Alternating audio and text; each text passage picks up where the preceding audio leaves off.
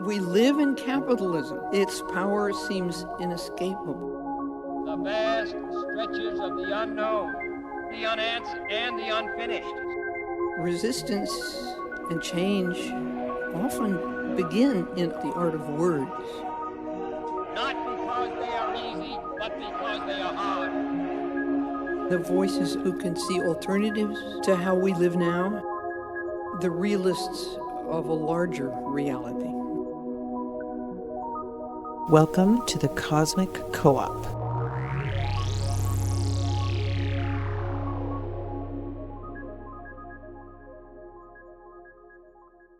Hello, friends. Welcome to episode 5. I am so happy that you are here. It is January 13th, Monday, and as I'm recording this, we have the full moon in Cancer happening, very close to Mars retrograde in Cancer, and I will get into all of that in just a little bit. I just wanted to talk for a minute. I am coming in to this episode with admittedly a very heavy heart.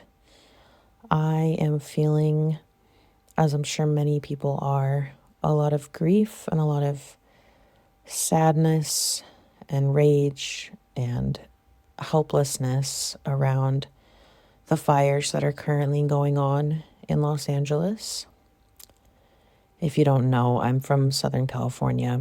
I was not born and raised in the city of Los Angeles, but I do call Long Beach my hometown, which is in the greater Los Angeles area.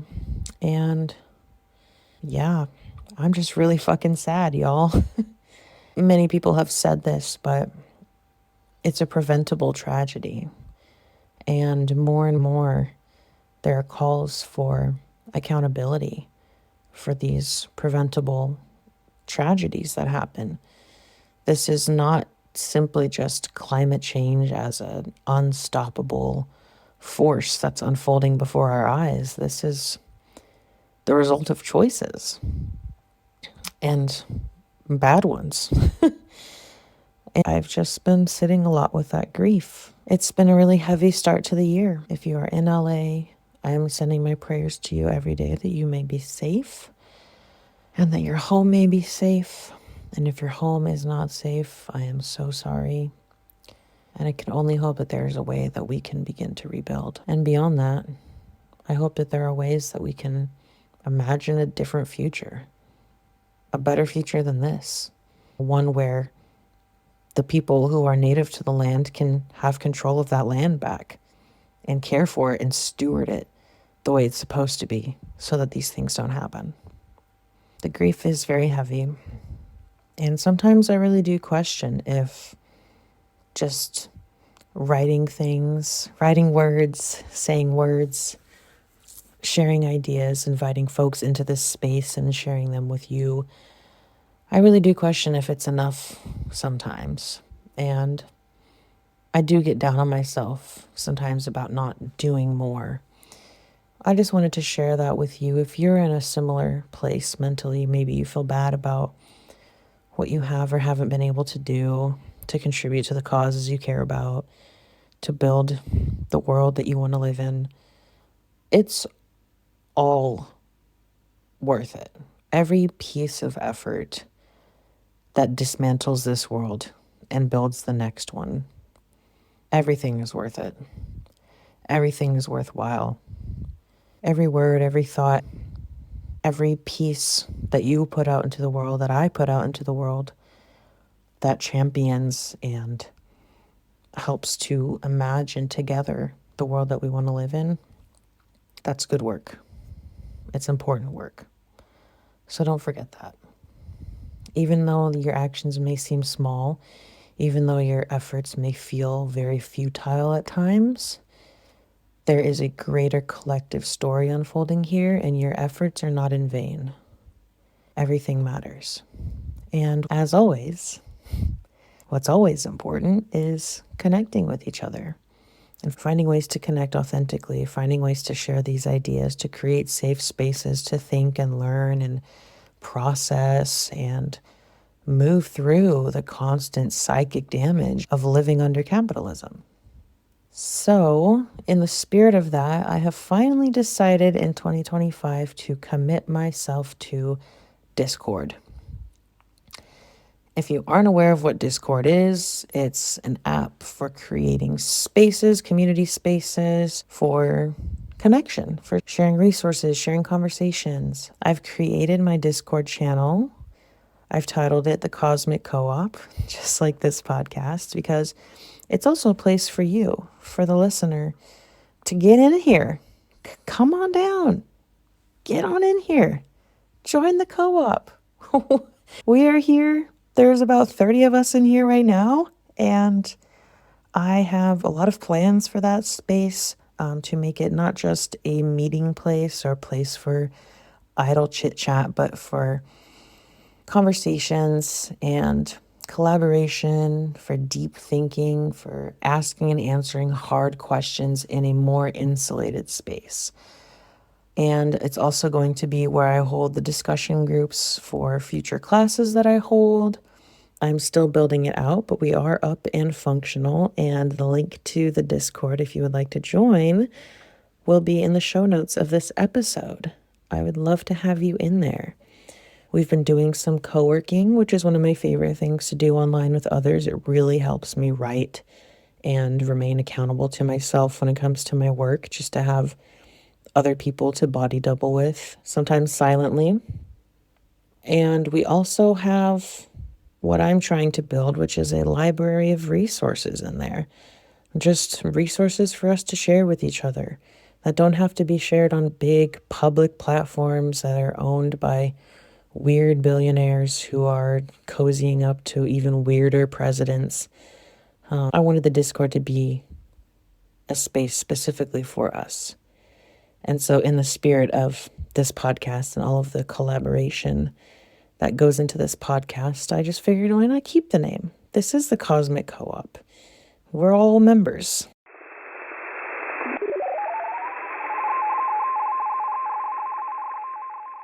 So let's talk about astrology and this beautiful big full moon in Cancer, right next to Mars.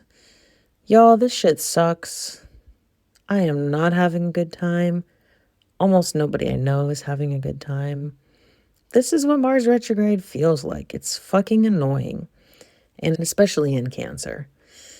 If you're feeling soggy and heavy and downtrodden and annoyed and irritable and aggravated and very much like an open wound emotionally, friend, join the club. We've got jackets. This is a really tender time, and this full moon is highlighting, I think, a lot of pain that we collectively and individually are bringing into this year. There's a lot of, just in the last 5 years since COVID, there's so much collective grief to be processed that still has yet to be processed. A lot of it has been suppressed, and I think it's seeping out, y'all. I think we are collectively waterlogged with grief. And the more and more that things keep happening, the more and more our climate grief compacts, the more and more our genocide grief just piles on top of itself. It's got to come out somewhere. The dams are going to burst. That water has got to come out. And I'm feeling like there's a really big wave of collective grief going on. And just for me personally, I just entered an 8th house Taurus perfection year. And the 8th house is a place of grief, of loss, of stillness, of idleness. It's been very heavy. And no matter what house, what area of your chart this Mars retrograde might be occurring in, or maybe this full moon, there's always something to be taken from astrology in terms of what the dominant culture wants you to feel and wants you to be processing, and what it doesn't. And for our dominant culture, which is incredibly martial, anger is an acceptable emotion. Grief is not. So I think we're going to see a lot of expressions of grief that look and feel and sound a lot like anger. We already are seeing a lot of those. And I wouldn't be surprised if the volume gets turned up on that. I don't mean to start this episode on such a bleak note, on such a heavy note, because there are many wonderful things to come. I am hosting a workshop next month on February 4th, and it's going to be all about subverting capitalism through the houses, all 12 houses in a birth chart.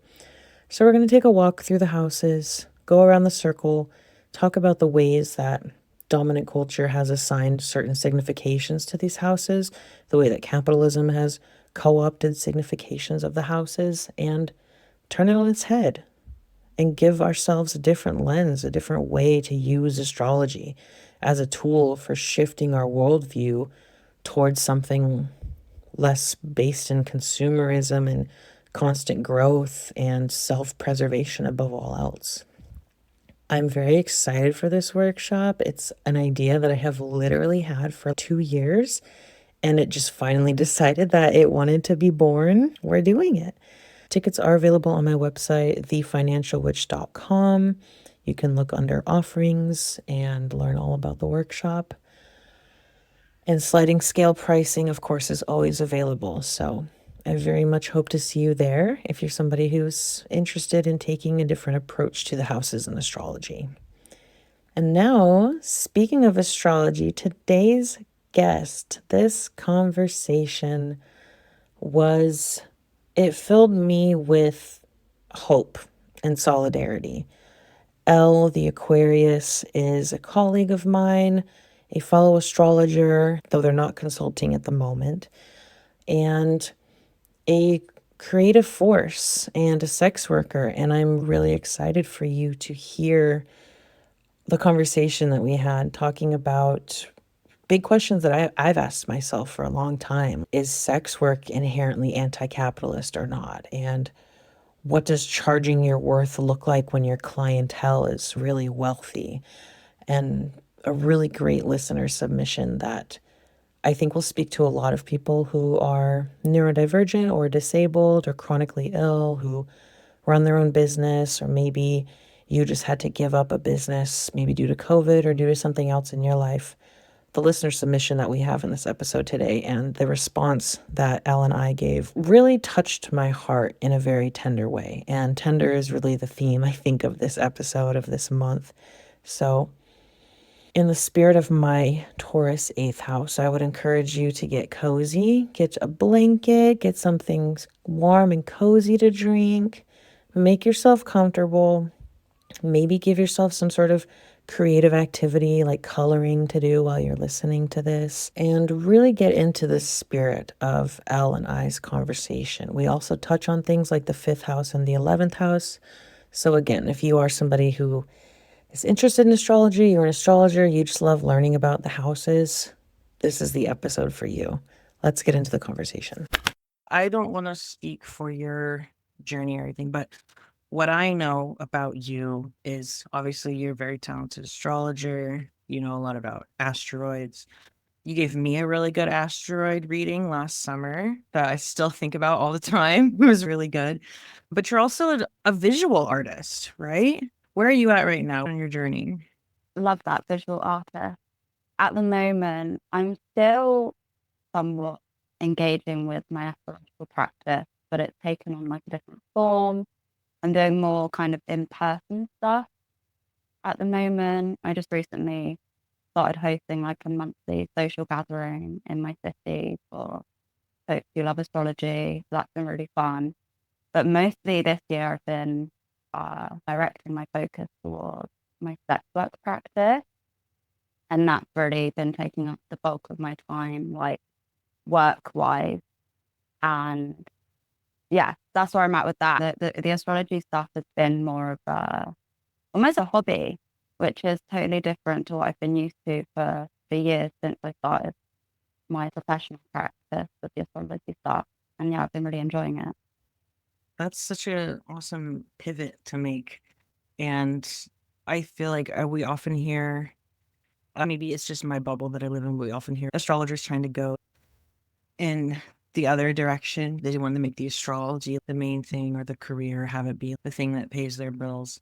But I love that you're somebody who is not afraid to pivot, and that it becomes part of a bigger story for you.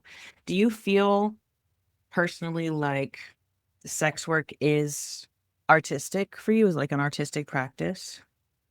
Yeah, for sure. So like at the moment, my main sort of sex work outlet is through doing photo shoots, like being a model. And that feels a lot more creative for me, especially when I compare it to in the past when my sex work was just online, doing like OnlyFans and other stuff.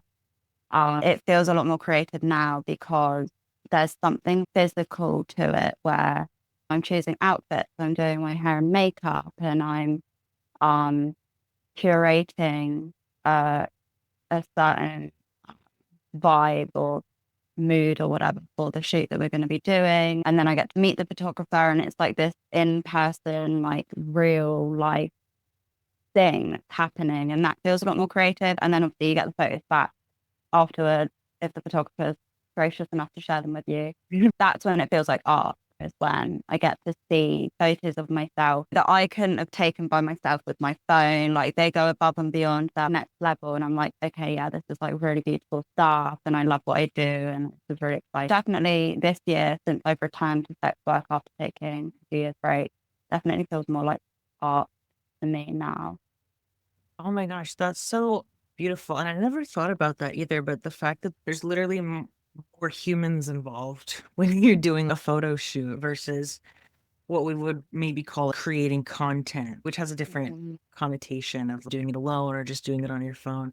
And that's so beautiful. Like you said, meeting the photographer. It makes me think of Chapel Roan. A lot of things make me think of Chapel Roan, but there's this interview clip I saw of her from I don't know when, recently, this year, I think. And basically the person was asking her how it felt to have her music blow up, right? How does it feel? And she was like, I'm not surprised. And that shook me for a Love that. second because I mean, yeah, I was like, wow, the confidence. But then what she said was, I'm not surprised because I grew up and I was always told that good art rises. And also, I'm not surprised because there's 50 fucking people working on this with me. This is not just me. This is a group project and it's filled with really talented people doing great work. So of course, and her confidence was in that moment, I realized was like, yeah, it's about herself, but it was her confidence in the team that she has and the fact that Chaperone, the business, the concept, it is a group project. And there's something so human about that. And what you said too just really made me think about how many more moving parts there are in a photo shoot and how much more human element there is and the teamwork that's required. I imagine it feels really nourishing to get to have community in that sense, like through your work versus doing it Yeah. alone. Yeah, for sure. Because, like, for years, I've been a self-employed person selling some kind of service online, right? And it does get lonely. I love my alone time. I'd much rather work by myself at home than go out to work, working for someone else. Like, tried it, hate it. And so it works really well, but it does get lonely. The modeling stuff, especially, it doesn't feel like work for me. Sometimes it does, but on the whole, it doesn't really feel like work for me. And for someone like me, who has always struggled with work, always struggled with staying consistent and showing up to the job and all of this stuff. I have ADHD and autism. Those things are just difficult. For the first time in my life, I feel like I've got this vocation that I enjoy, I'm good at, I earn good money, and I'm not burning myself the fuck out doing it. And that's really exciting to me. So yeah, it's very nourishing. Yeah, that's incredible. That's all anybody wants, I think, at the end of the day. I'm really in love with this idea that it is possible to have work that doesn't feel like work. And I love that can be a possibility for you. What are your thoughts on anti-capitalism? Is that something that you identify as? What's been your journey with that? And then I'm also curious about how that shows up for you as somebody who does sex work and works for themselves. Yeah, I think I loosely would identify as anti-capitalist.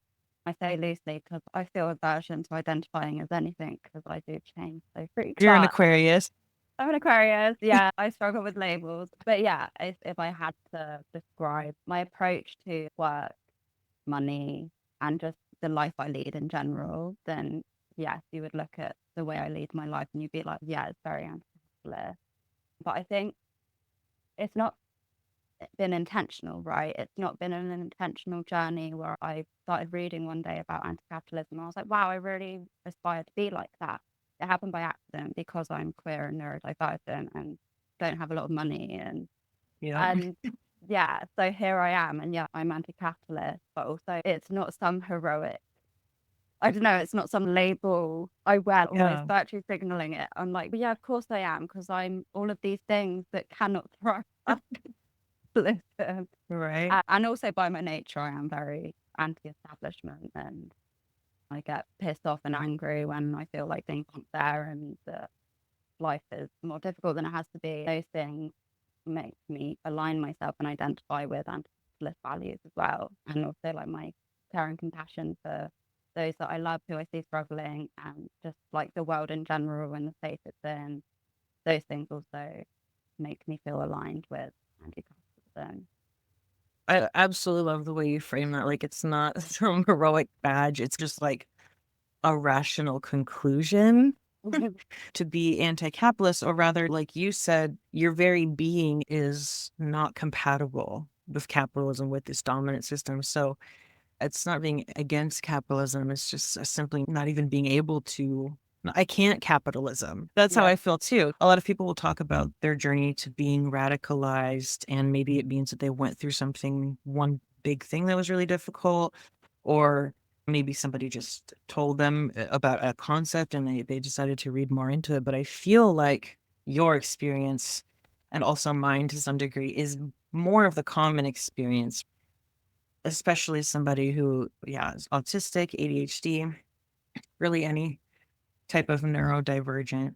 Like, I could talk for a whole hour about the term neurodivergent. What are we diverging from exactly? And what is neurotypical? It's just a set of expectations. And those expectations on our behavior are really just byproducts of capitalism, right? Because the neurotypical expectation is that you can go to work 40 hours a week, apparently, and have that level of executive functioning all the time. And it's just not the case, I think, for most people.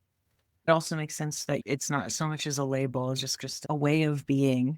Like my friend Kelsey Torici calls it exo-capitalism, which I like too. Oh my God, Outside love of, that. nobody's outside of capitalism, we still have to live within it, but you take more of an observer stance. You start to pull away and observe how capitalism works. At least that's what happened with me, I think. Mm. And Just, engaging with it more intentionally, right? Because once you start clocking all these insidious ways that capitalism like poisons you, you have to be really mindful when, as you said, we all have to engage with it. We have to earn money. The whole way of being is structured around it. But I think it's important to be intentional about how you're engaging so that you're retaining some sense of boundary around yourself so that you're not being subtly influenced in these ways that will make you feel terrible about yourself if you're for not real. aware of it. Yeah, absolutely. Especially when it gets internalized. And most people, I think, don't realize how much of capitalism's expectations we have internalized, which is nobody's fault. That's how it works. We're indoctrinated into capitalism, but we're also coerced into it because the alternative is literally just death. Like, it's isolation and eventually just death. I so appreciate your point of view on that. Okay, this is a spicy question, but I ask myself all the time. Do you feel like being a sex worker is anti-capitalist, or does it feel like you're playing your role within capitalism just as another job to you? Both, definitely both. I think Yeah. always both. I think it's one of the jobs where I feel most comfortable with engaging with capitalism, right? Because my clientele are usually older white men who have quite a lot of money. And I experience basically no guilt or that icky feeling around charging for your services, right? I don't experience that as a sex worker because of Mhm. who my clientele are.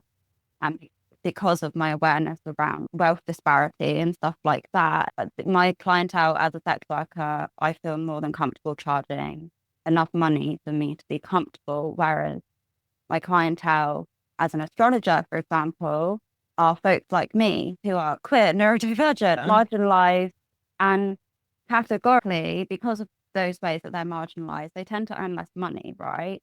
It's just harder to get by and earn enough money. And so I experience a lot of challenges around I want to earn enough to live, but I also don't want to overcharge. And I can only work so many hours because of my own capacity to work. But if I'm to only work those hours and earn enough, that means I need to charge more, and it just gets messy. So yeah, I'd say sex work allows me to engage with capitalism in quite a refreshing way for someone like me who feels like I've always existed on the other side of things. I feel like I'm engaging with the world of work in this way where I'm like, oh, this is how it's meant to be. Like, you do your job and you get paid well and you feel supported and comfortable. Wow. And then I'm like, oh, but it's also sex work. But I'm also like in an industry where it is existing on the fringes and it's not very societally accepted, and it does put me at a disadvantage in many ways, socially speaking. And even when it comes to, I don't know, if you were trying to like rent somewhere and your landlord being funny with it, there's all these different ways that being a sex worker can negatively impact you. And yeah, it's a weird mix of both. Like, on the one hand, the trade aspect of it, like, here's the The service actual, the and commerce here's the part of pay. it. Yeah, Yeah.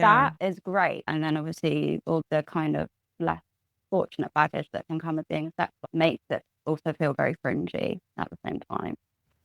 Yeah, I love that you use the word fringe, because I definitely experienced that feeling as well when I was a sex worker.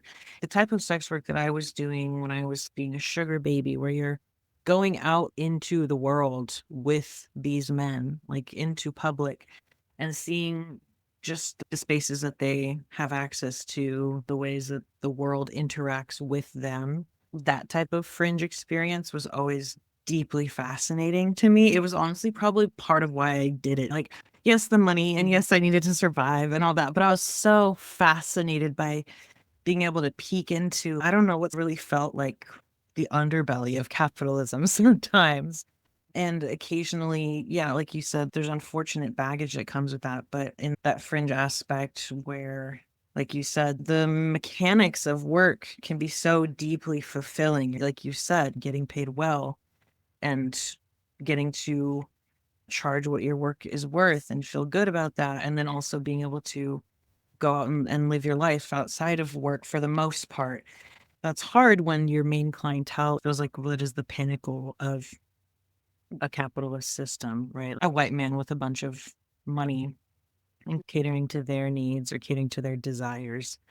But the material result for you is a life well lived, right? So it's really murky. I think you hit the nail on the head so appropriately with the inner conflict that can come with sex work. And it really challenges capitalism's definitions, I think, of what is labor and what is even worth. How do you determine what somebody's labor is worth? I feel like the conclusion that I'm starting to reach, honestly, with that question is how much somebody's labor is worth is however much the person hiring them is willing to pay, because that's how capitalism works. There's all these arguments all the time back and forth about which jobs deserve to get paid how much. And yes, minimum wage is too low, but at the same time, should this job get paid as much as this job, and how much are they worth, and blah, blah, blah, blah, blah. We're asking the wrong questions. I'm starting to feel like the question is, how much is the employer willing to pay, or how much is the employer able to pay? Because in sex work, we know how much our clients are able to pay, right? And then we take that, we capitalize on that, and we use that to make a living. But when it comes to the other side of it with employment and stuff, people are asking, where's the money going to come from? It comes from the employers. It comes from these corporations, and they have the ability to pay people. They have the money there. The money is there. It's going into the CEO's pocket every hour when it should be going into your frontline workers. So I don't know, this Yeah. parallel just seems pertinent right now because people getting paid with their worth is such that question of worth is just so big and nebulous. It is. I was literally watching a video today. I was doing like research for my OnlyFans, and it was talking about what prices on average people are charging for their content, etc. And something you constantly hear in the sex work world and pretty much anywhere where you're providing services to people is, yeah, charge your worth, charge what you're worth, don't undermine your worth, don't charge too little. You hear it constantly. And I've always generally been like, yeah, that's good advice. You don't undersell yourself because you'll burn out. But I watched this video today and it was, I think, Alana Cole on YouTube. And she was saying, like, your prices that you charge aren't actually really reflective of your worth. They're just a price that you're putting on something. And I don't know, it just really shifted something in my brain because I take things very literally, right? So if I'm charging what I'm worth, okay, I'll charge $1 million for one 10-minute video because I truly think I'm worth it. If I'm charging what I'm worth, that means I'm charging a lot, right? No, maybe it's a better business model to charge competitive prices, whilst also in the mind telling yourself this is not a number that is directly equating to my worth, because you cannot put a price on your worth as a human being. Nope. It was just so refreshing to hear a different narrative, right? Other than Right. charge your worth. What does that even mean? And how is that helpful for people trying to make money by selling services or people who own their own businesses or whatever? Yes, know your worth. And also do your market research and know what is like a good price that's gonna Yeah, literally, I was sell about the to thing. say that. And yeah. like do your reason. Don't charge what your work is worth. Charge what is reasonable for the product that you're selling. When I created my course, I have never built and sold a course online before. So I did some Googling, I did some research, like what does an 8-week self-paced online course typically run in this online market? And so I ended up finding a range. And then because my brand is anti-capitalist and because I truly believe that I want my work to be accessible, I placed the price on the lowest end of that range. But that's what made sense to me. I really feel like we should go back to maybe having it be a bit more of a logical process versus an emotional process. Because it truly is, capitalism is a numbers game at the end of the day. There's a lot of emotions wrapped up in those numbers, and obviously humans have a lot of feelings about money. So I'm not saying to stop feeling things about money, but there are times and places where it makes more sense to just sit down and be logical. Just crunch the numbers. What do you actually need? What's reasonable? What's feasible? Just crunch the numbers. Remove your emotions for an hour, and then you can bring them back. But like, you got to put them on hold or something. It's something I see causing people a lot of turmoil, especially in the astrology and tarot and those reading-based, service-based sector that you and I have worked in. It's a lot of like hand-wringing. Am I charging too much and being greedy? Am I charging too little and undermining the science of astrology or something? Like, it doesn't have to actually mean anything. It doesn't have to mean that at all. It can just mean this is the price that I need to pay my bills. Yeah, and as you said earlier, what is a person willing to charge, right? That is also a factor of how much you should charge. If your audience are of a demographic where across the board they're wealthier, like living more comfortable lives, have more disposable income, then charge more because you will make the money still. If the product you're trying to sell is directed at people who across the board earn less money, then don't charge a shit ton of money. That doesn't make sense. Yeah, looking at who's my customer, who's my clientele, what are their general life circumstances, what is reasonable. And then if it is in situations where it's like your employer or it's someone who's employing you to do a service and you know that this person has the means to pay you well, definitely charge. If someone asked me for a really specific video on my OnlyFans, they're outright asking me for content, I will charge them a little bit more than if I was to just send out that video as like a blanket message, like to whoever wants it. If someone's coming to me asking specifically for it, I charge a little bit more because I know they're going to pay it because they're seeking that. So yeah, it fluxes and it changes depending on so many different things. And I think really at the base of that is like we need to, I guess, be a little bit more discerning around what does it really mean when we're equating money to our worth and stuff like that. Yeah, yeah, exactly. Having a little more, I think caution is maybe the word I'm looking for. Having a little more caution around equating money to worth or certain jobs to worth. Arguing about what something should be paid is less useful to me than saying what are the needs of the person doing the job, and also, yeah, what is the person paying them willing to pay? Because that removes all of these nebulous questions about worth, and it really just gets down to what's needed and what's available. I'm feeling like that type of thinking. I don't know. I'm hoping that maybe Saturn and Aries will bring a little bit more of that. It's toning down the emotionality of certain things. And I think worth and money and capitalism is one of those things. I'm curious if Saturn and Aries will bring in an era where we're thinking less emotionally and more in that martial sense of what's immediate and urgent and needed and available and what can be put into action right now in terms of money. That'll be interesting to see. I think this is probably a good time to get into this listener question. I'm glad that you wanted to respond to this one because when I first got it, I thought that it might be a good one for us to answer together or at least just discuss because I don't claim to have all the answers. But our anonymous listener submission for this episode is from somebody who says, I am a queer, non binary, disabled, autistic, and ADHD riddled adult.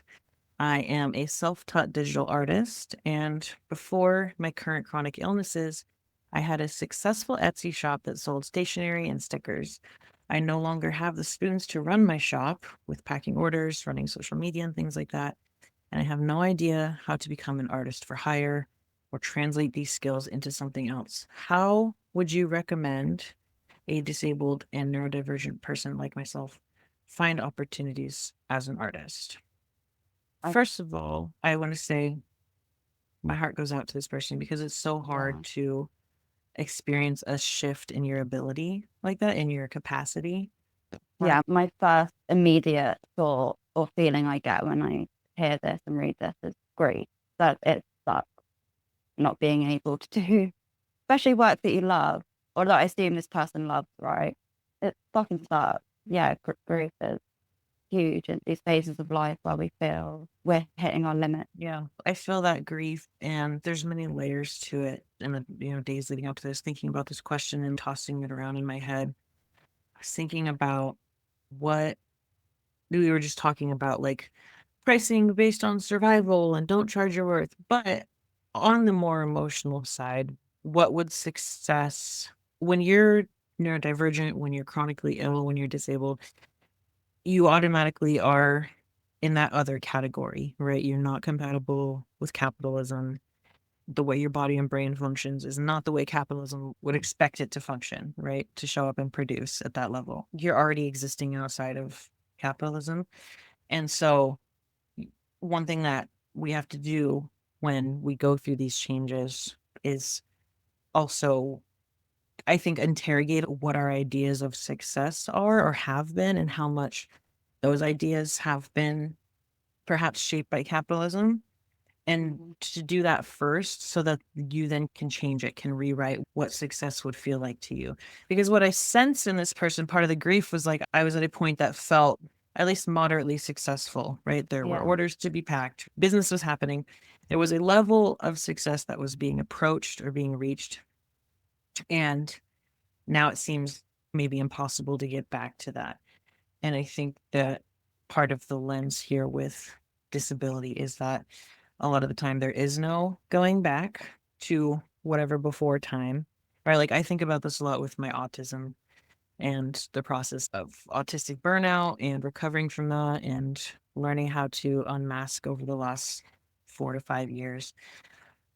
Always thought once this burnout passes and I just get the right tools in place, then I can go back to doing things at the level I was doing them before.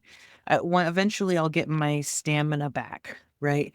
I'll just do it differently. It'll be me, it'll be autistic me, but I'll have my stamina back. No, because doing things at that level is what led me to the autistic burnout in the first place. You don't get to go back. And so, what success and what thriving looks, it has to change along with it. I used to think that my goal was to be a millionaire, and that was success to me. That was an idea of success that capitalism gave to me. I actually don't need or want to be a millionaire to feel like I'm happy and financially stable, right? Mhm. I no longer need that, but it took some interrogating. Yeah. I think it's interesting as well that this person has used the word success in their submission. They've said, I had a successful Etsy shop. And so I invite this person to reflect and to, I don't know, write down or just get familiar with what was it about how you were working and what was happening as a result of that. What about that translated as success to you?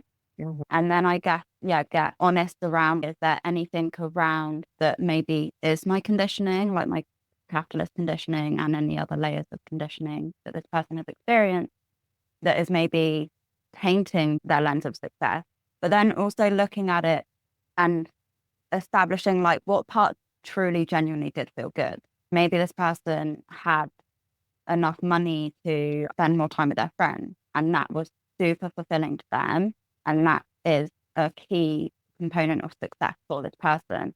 So, yeah, the fact that you've had this experience of success is really valuable because you can do both of these things. You can pick apart the success conditioning that may be unhelpful moving forward, but you've also now got good reference as to some of the things that really feel good to you, maybe leaning your focus more towards those things as you're moving forward.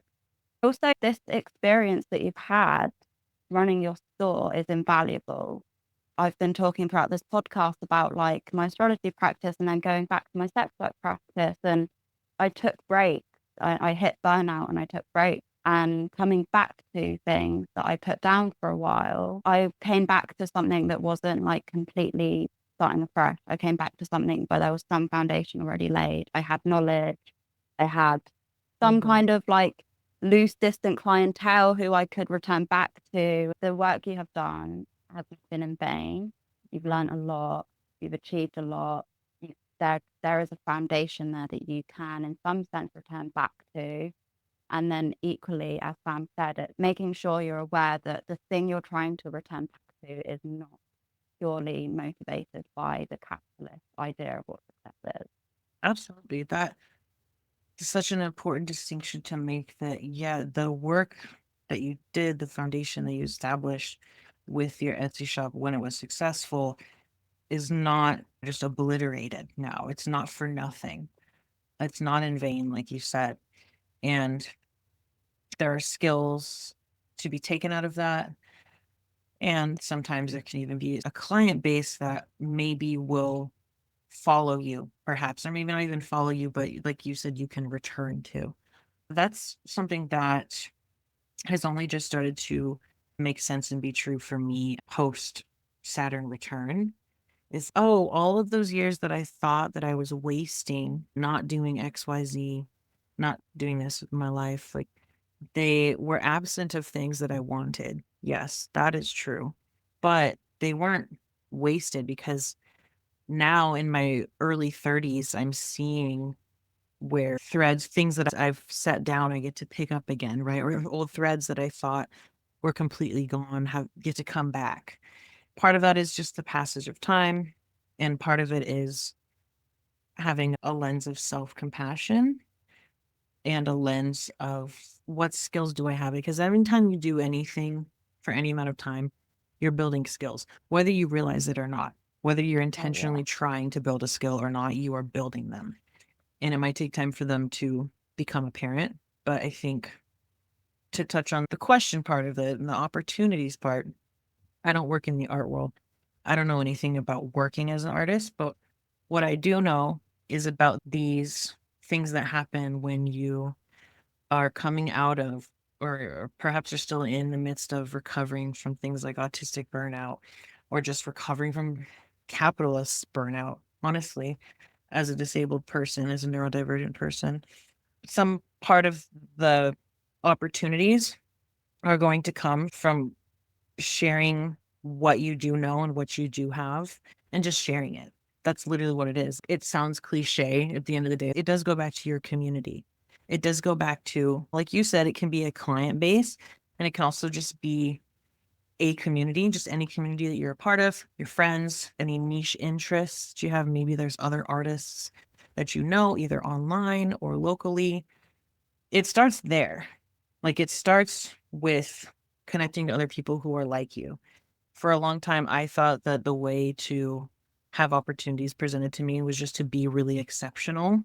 I was like, I just have to do something. I just have to do things really great. I just have to just perform at a really high level and opportunities will come to me. And they did, but they came to me so much faster and in so much greater volume when I just started networking and talking to people. And not in some weird, here's my business card kind of way. I'm talking about in the ways that are accessible to me as a disabled person, as a stay-at-home mom, right? For me, it's like hopping on a 1 hour intentional networking call while my kid is watching Bluey. And I'm doing what I can, and I made 3 or 4 connections out of that. Again, it doesn't have to be the capitalist version. It doesn't have to be the hardcore, super executive functioning version of networking. It can be the spoony version of that. It can be hopping in a Zoom for an hour with your mic and your camera turned off, and you're just body doubling, co-working with other people, and they have your name in their sphere. They get used to seeing your face and your name around, whatever it is. That's how you build community, at least how I build community as a disabled person who is frequently in my house. That's what's accessible to me. So I'm not saying that's exactly what's going to work for this person or for everybody, but the accessibility frame applies universally here. It applies when you're talking about charging for your prices. It also, applies if you want more opportunities, and networking is really a great way to get those opportunities in your lap. You don't have to do it the capitalist way. You can do it your way. Yeah, and I really like this because you're like evoking archetypes of beingness when you're like collaborating and connecting with others. And this is a planet that also rules over artistry, right? And then also like the sun, I associate the sun with creativity. The sun exists at the center of the group. And then we're talking about networking opportunities and stuff. And I think about Jupiter, and Jupiter has its joy in the 11th house of like social networks and communities. And so, yeah, I think this is a really good piece of advice from Sam, is to lean into this, the spirit of collaboration and connection as a means to support your work and your purpose as an artist. You can also look at your 5th house in your birth chart and see if the sign that is placed there and any planets that are placed there can give you any more hints or clues towards the kinds of people or environments that would be supportive for you as an artist. Also, the ruler of the 5th house. I definitely think connection and community and collaboration are such important things for an artist to prioritize, because that's where your inspiration comes from. It's where your commissions come from. It's where your next steps come from. It all gets created within that collaborative space, whether it's an intentional sitting down to plan something creative with another person, or it's just going to a coffee hangout with people you really love and care about, and one of them saying something that accidentally sparks an idea for your next greatest piece of work. It just happens this way when we connect with others. So yeah, I think doing that is really important. And also, carrying that through into the more logistic side of business. In this submission, you've mentioned how you no longer have the spoons to run your shop, packing orders, social media, etc. Really relate to that. I really struggle with the logistic side of business as well. And when you're doing it all yourself, it's really difficult to keep that momentum going. It's very So easy to hard. burn out. So if it's doable, if you did want to try this endeavor again, which I would encourage, by the way, it's okay that you had to put it down. And I think things could work differently after some time away, but maybe it would be worth leaning into the spirit of collaboration and outsourcing some jobs that you really struggle with, like social media management or packing orders, just finding ways that others can help, whether it's you're directly paying someone to manage your social pages or you're asking a friend to come around and body double whilst you pack orders. I think it's okay that we hit these limitations, especially as self-employed business owners who are neurodivergent and struggling to do it all ourselves. Find ways that people can come in and help. You don't have to do it all on your own. It doesn't make you a shit business owner. Obviously, there are going to be probably many parts of running a business you're not great at, and that's normal and okay. Yeah, the fifth house, 11th house connection is so crucial here. And I love that you brought it up.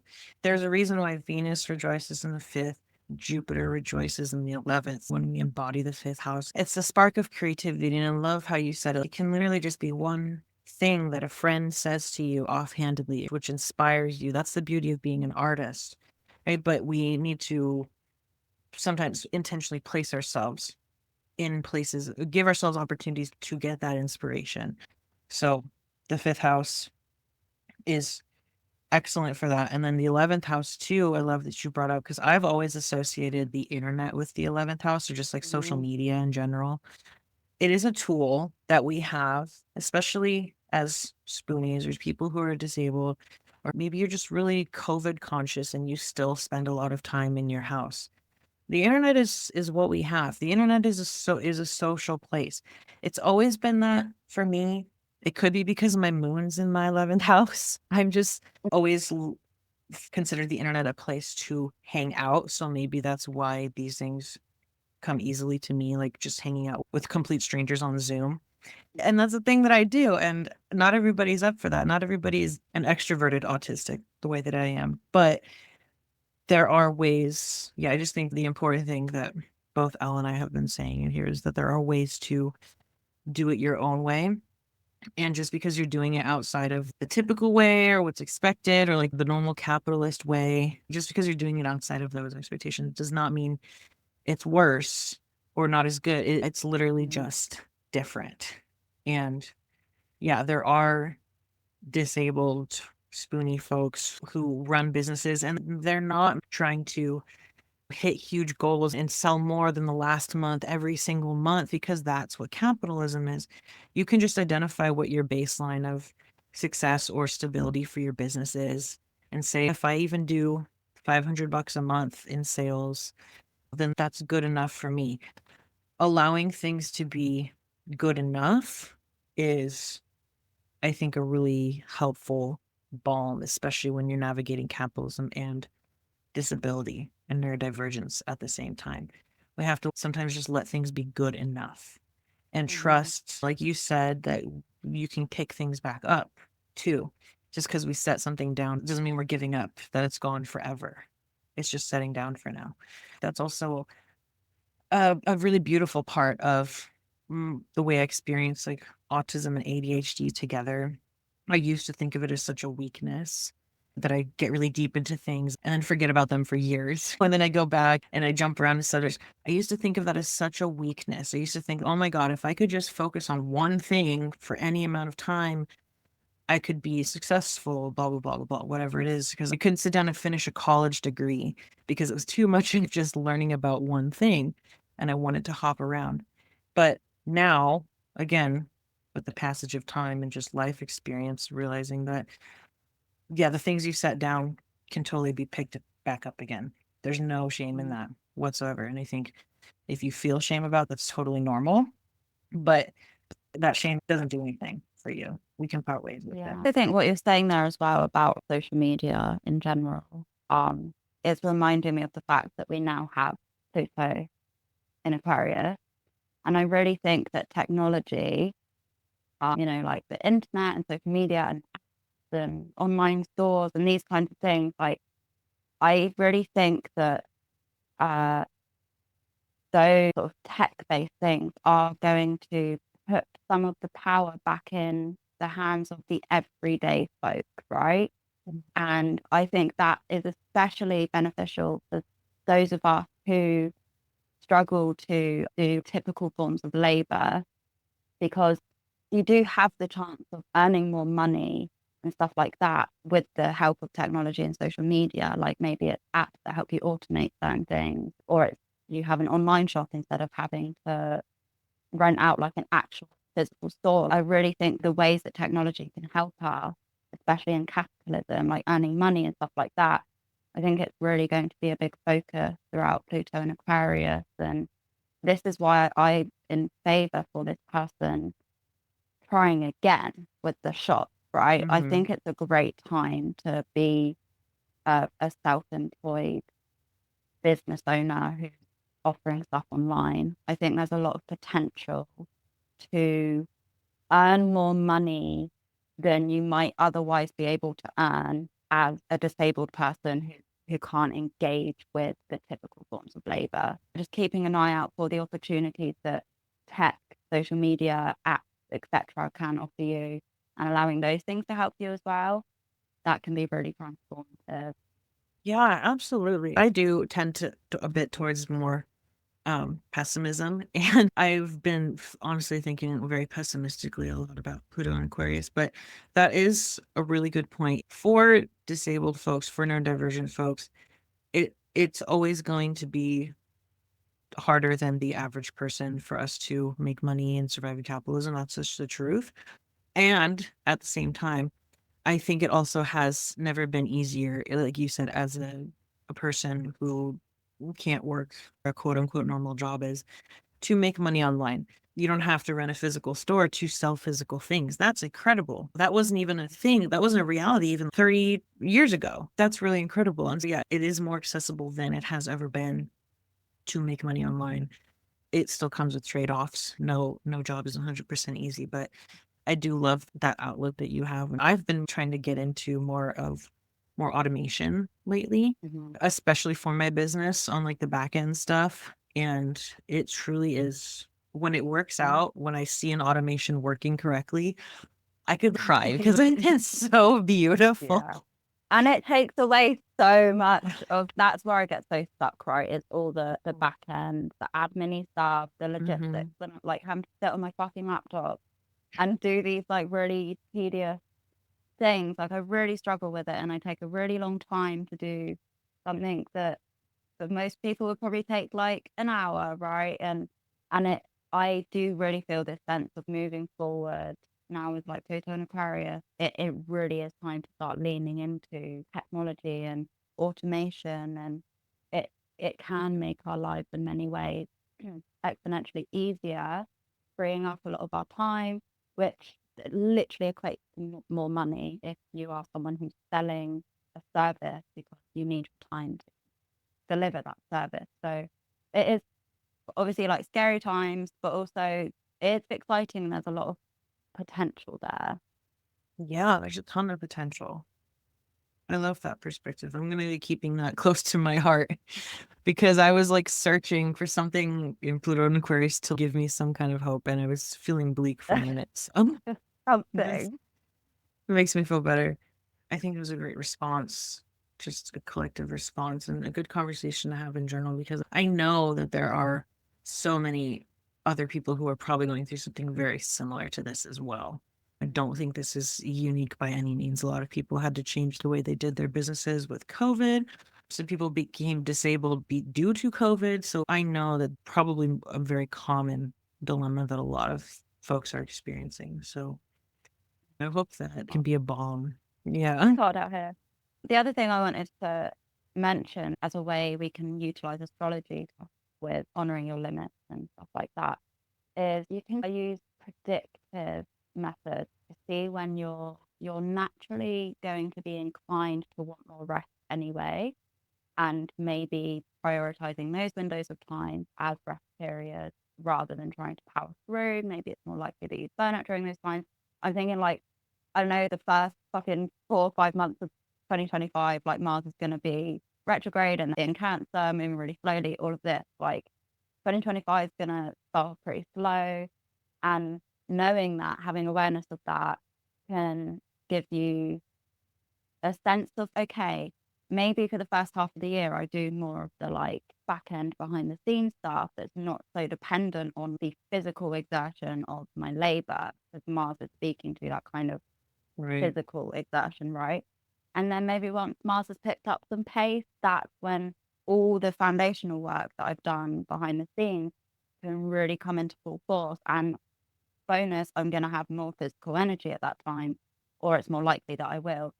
So looking at those things can be really helpful, and factoring in things like annual perfections and looking at your Time Lord, seeing what your Time Lord's doing throughout the year to come, and trying to gauge the speeds of it and when it's clashing with malefics and when you're more likely to run into obstacles and stuff, and trying to find those good windows of time where things are working in order, things are moving well, and trying to utilize those windows of time, because you are more likely to have the spoons and the energy to do things effectively then.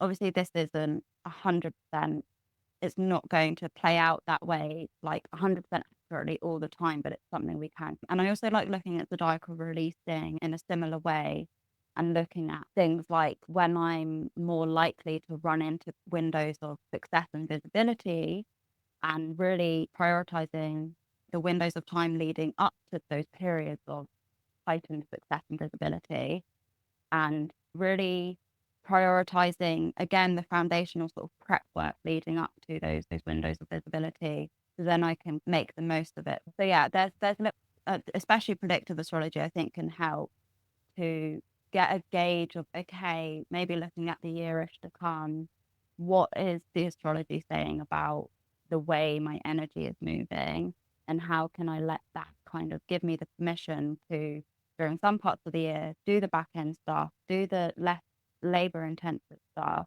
and during other parts of the year, really lean into the energy that you're more likely to have with you at that time.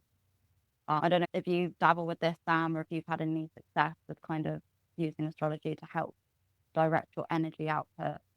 It's only just this year that I started doing more of the predictive stuff like you talked about. For a while, I was just living through the transits and just like letting them affect me, which I think that's an important part of being an astrologer too. But it was really just this year. And I love that you brought in these different techniques, because there's so many techniques you can use, but also because layering them, I think, helps a lot too. This is a kind of thing where, yes, if you want to book a reading with an astrologer, they'll be really specific with you. They'll talk about your chart and what's really specific. But if you just want to take these and make it actionable for yourself, it doesn't have to be complicated. In astrology, we have a concept called layers of testimony, which is if you're using different techniques, say you're tracking the moon is void, and then at the same time, the moon happens to be your time lord during this year, then you're going to know that when the moon is void, this is going to be one of those periods of reduced productivity, perhaps. Or when the moon becomes eclipsed, that's going to be a time when maybe you're going to feel a bit off center or something like that. But yeah, I've started doing that this year because my birthday is right next to the new year. So every new year, I get a new time lord and it lines up. So Mars has been my time lord this year. And oh my God, I've learned so much about Mars. But I looked ahead to notice that, oh my gosh, at the end of the year, Mars is going to station retrograde at 6 degrees of Leo. My moon in my 11th house is at 8 degrees of Leo. So I was like, maybe early December is going to be maybe a little rough for me. I don't know how, I don't know in what ways, but I pinned it because Mars also, this is just me talking through my process. Mars also rules my second house, which is about money. So I pay closer attention to Mars when it comes to my money. And so what I noticed was interesting was when Mars was stationing retrograde at the beginning of December, very close to my moon, Mars was in my 11th house and my visibility online was increasing. But at the same time, because Mars was stationing in such a fiery, agitated sign, I've had these loud ass construction sounds outside my house, which made it harder for me to do my work. So it was this big Martian thing going on right outside my window, and it was impeding upon literally the 11th house stuff that I'm trying to do in here in my bedroom. while Mars is in my 11th house, while Mars is my Time Lord. That's just kind of an example of how these things play out on a very personal level. So it is something that, yeah, you can have an astrologer walk you through. But even just really simple stuff like when the moon's in your 12th house, that happens every month. And when the moon's in your 12th house, maybe you schedule that for the days when you don't do any face-to-face work with people, that kind of stuff. Yeah. That also really reminds me of how important it is if you're someone who menstruates or has a hormonal cycle. Please pay attention, because that is going to have such a huge impact on your capacity to perform any kind of labor, whether it's mental or physical. Especially for neurodivergent people, it can be extra dysregulating. I've been doing a ton of research this year. I think part of my Mars perfection year has been about learning about the menstrual cycle, and blood is just such So much a blood. huge theme of the year. Yeah, there's been a lot of blood in my year too. And yeah, I've really learned how my menstrual cycle or my hormonal cycle uniquely impacts me as a neurodivergent person. The executive functioning that I already struggle with goes out the fucking window like the week before my period is due, right? I have certain times every single month where I know there's certain tasks that I'm going to struggle to do. And that really helps me to build my schedule in a way that is effective for me.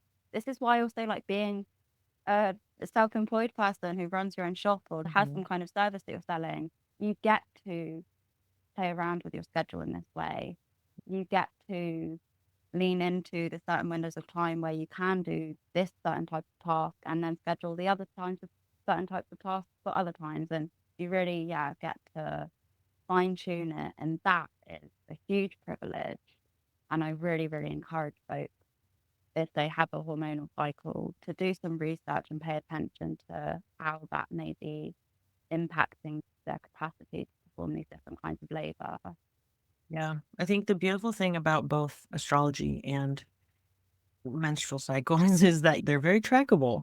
And if you're somebody who's really into finding patterns, then it could be something that is also maybe even enjoyable for you to locate these patterns and notice. I'm like, if I see like the moon is in Virgo and it's the week before my period, I will not be talking to anybody. I will not be socializing. I will not be podcasting. I will be in my room, just being silent. It's important to know those things about yourself. I hope that we've been able to speak to other neurodivergent business owners and even just people who, even if you don't own your own business and you do work a job and your schedule maybe is not as much within your control, right? There's still ways that these can be applied, these astrological concepts that we're talking about. You can't call out of work because the moon's void. You can't do it. I've tried. But you can, if you know that perhaps a rough period is coming up for you and you have to work, then you schedule in your after and before work time to be extra nourishing.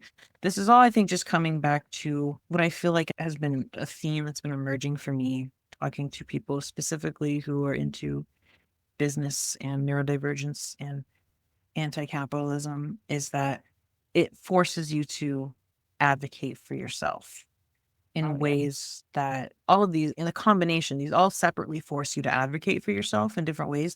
And then when you bring it together, it's a lifelong journey because self-advocacy is hard. It does not come easily.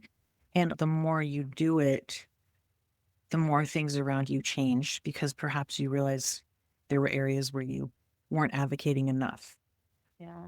And I think when you say advocate for yourself, it evokes that sense of you're advocating for yourself in the context of a conversation with another person, right? But I think, especially if you're like a self-employed business owner, you have to advocate for yourself to yourself as well, because there are so many ways that you will unknowingly be undermining yourself because you've been raised in a capitalist system, and because of, I don't know, any of your familial conditioning that has taught you various different things about your worth. And also, if you're neurodivergent, oh my God, especially the ADHD, there are so many ways that you shoot yourself in your own foot. That's just part of having ADHD. And you do have to advocate for yourself.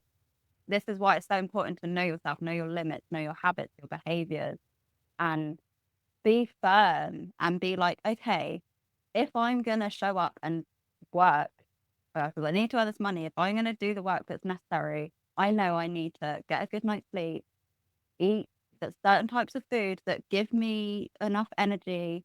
I need to make sure I'm resting enough.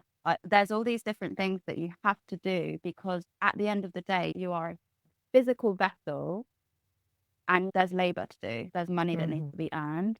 And you won't be able to do that if you're not taking care of yourself. So, Exactly. yeah, I think that's a really baseline. Yeah. Taking care of yourself so you can show up and do the work. Yeah, especially if you started working for yourself because you didn't want to be exploited by some company, by some employer, then don't turn around and just start exploiting yourself. It is a trap that people fall into, and it's not a personal failing. It's the natural evolution of capitalism, right? To exploit, to get the most output for the least amount of input.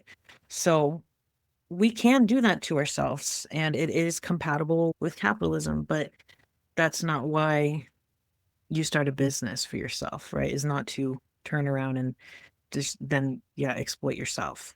Ideally, you are doing that because you want to do things differently and you want to have a bit more agency and autonomy in your life. So don't become the exploiter in your own business.